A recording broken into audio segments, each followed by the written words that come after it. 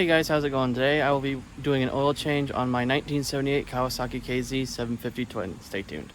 So the first thing I did was locate my drain plug, which is right on the bottom side of the motor, right here, and I took my 17mm wrench and loosened it up. And make sure you have your oil pan under there.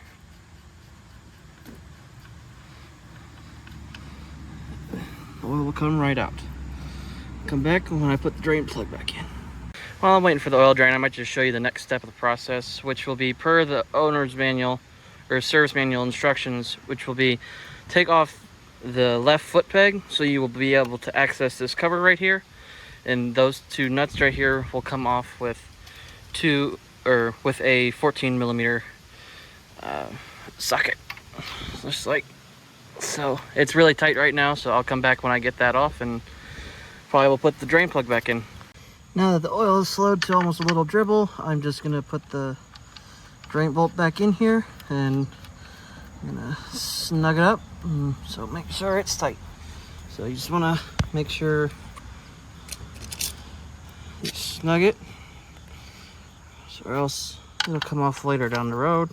So make sure that's nice and snug, and then we'll move on to the next step.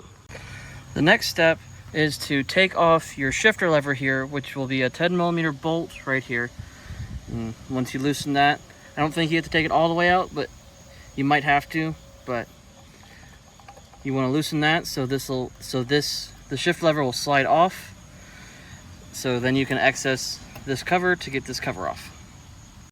So the next step after removing the shifter, which you have to take the bolt all the way out, is you have 4 bolts to take out.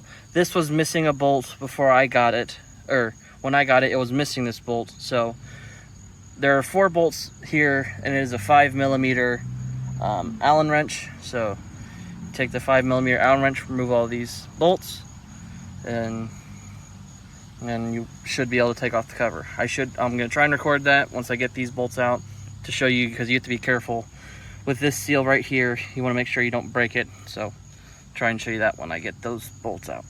Once I got those 4 bolts out, I was having a little issue getting this off carefully, so I did a little bit of nudging with a flathead screwdriver going right up here, and I gave it a little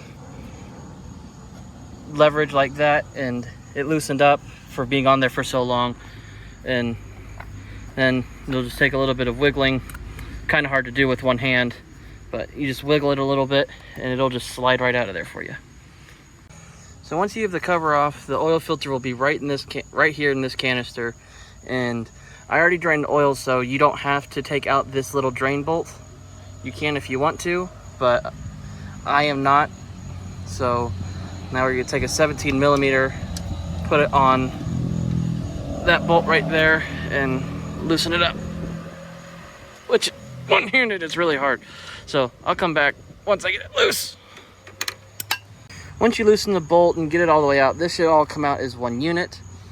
You see the spring there underneath the oil filter? That has to go back on there when you put the new oil filter on. And the oil filter actually shouldn't be too hard to take off. I just did it a little bit ago, but I put it back on for video purposes. You just pull it off like that. It comes off fairly easy. This oil filter looks fairly clean, so I think the previous owner did do an oil change on it, but I'm still doing one because I know it's good practice to do an oil change when you get something new of yours, and I haven't done one for a while. So here's the spring I mentioned earlier. Let's make sure clean that off and put it off to the side in a clean area. And this bolt here actually, sorry you can't see, this bolt here actually comes out of this housing, and it has O-rings on it, and you want to inspect these O-rings to make sure they're not all galled up or anything like that, which these ones look actually fairly decent. So I think I'm going to just clean it up and put it all back together. I'm also going to clean this plate up as well, and yeah, that should be putting the oil filter back on. And it's pretty much the opposite of taking it out, but I'll still show you putting it in and all that stuff. So yeah, this is the oil filter I got for my bike. It's a high flow filter, Its part number is HF126. I know you can get these a K&N filter for this, which I believe that part number is a KN126, but this is the one I got because this is the one that was recommended to me by the parts guy that I get my parts from. So I'm gonna get this part installed here, or get this filter put on, and should get it put back on the bike. And also, sorry, I got this. This is the O-ring that goes back on here or goes back on this plate for it to seal back up. I found out these were kind of hard to find. I found some on eBay. They were about, I think, $20 a piece, or I can't remember. It was a little expensive because you can't find these anymore, but you just have to shop eBay for it. That's what I did, and I happened to find ones that were actually new, not NOS stuff. So yeah, I'm gonna put this on, put the filter on, and we'll get this oil filter back installed, and next thing we can do is fill it up with oil. So once you get the oil filter on, it's essentially the reverse of how you got it off. You put it in the hole, no jokes intended there, but you put it in the hole, you get this bolt lined up. There's a dowel pin on the bottom here, right, if you can see it right there, that you need to make sure is lined up when you screw this in all the way. And from there you just snug it up, and then you're ready to put in your oil.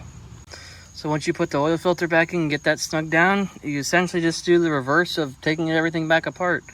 You put the cover back on. I'm gonna call it a clutch cover, but I'm not sure if that's right. I know the clutch mechanism's right here, so I'm not sure what that's called. So you put this cover back on, you snug down these bolts. I wouldn't do them too tight, just make sure they're snug. You put your shift lever back on. You want to probably make sure you put it back in the same spot you had it before, so you can shift it properly with your shoe or with your feet, and then you just put the foot peg back on, and then now you're ready to put in some oil. So the motor oil that I will be using to fill up this motorcycle with is Valvoline Motorcycle 4-Stroke 10W40 motor oil. I've seen guys use different viscosities of oil. I'm just doing the 10W40 because that's what the owner manual says, and I think that's also what it says on this cap here. Yeah, it also says that on this fill cap. So that's what I'm using. It takes 4 liters of oil, so which is about equivalent to 3.875-ish quarts. So you can either buy a 5-quart container or 4 quarts like I have there. And that's what I'm going to fill it with. And when you fill it up, you will use this sight glass right here, so you can see if it's in the full area, which will be at the top of the glass. So you'll use that to make sure everything's good. And yeah, I'll come back when I get done filling it up with oil. And that concludes doing an oil change on the 78 Kawasaki KZ750 Twin. I hope this helped you guys out. No, I was trying to find stuff on the internet to do an oil change on this. Couldn't really find anything, so made this video to help you guys. If you have a 750 Twin, help do an oil change on that. Plan on doing videos in the future on this. I'm not sure, because I need to do the rear brakes on this right now, but I don't know if I want to film that, or not say I don't want to film it, but like, I don't want to give wrong information, but I know it's not on the internet, so it'd be harder. So I'm gonna have to ponder on that, because brakes are kind of a thing you really need to be safe, and I don't want to give wrong information. So, but yeah, well, thank you guys for watching this video, and bye.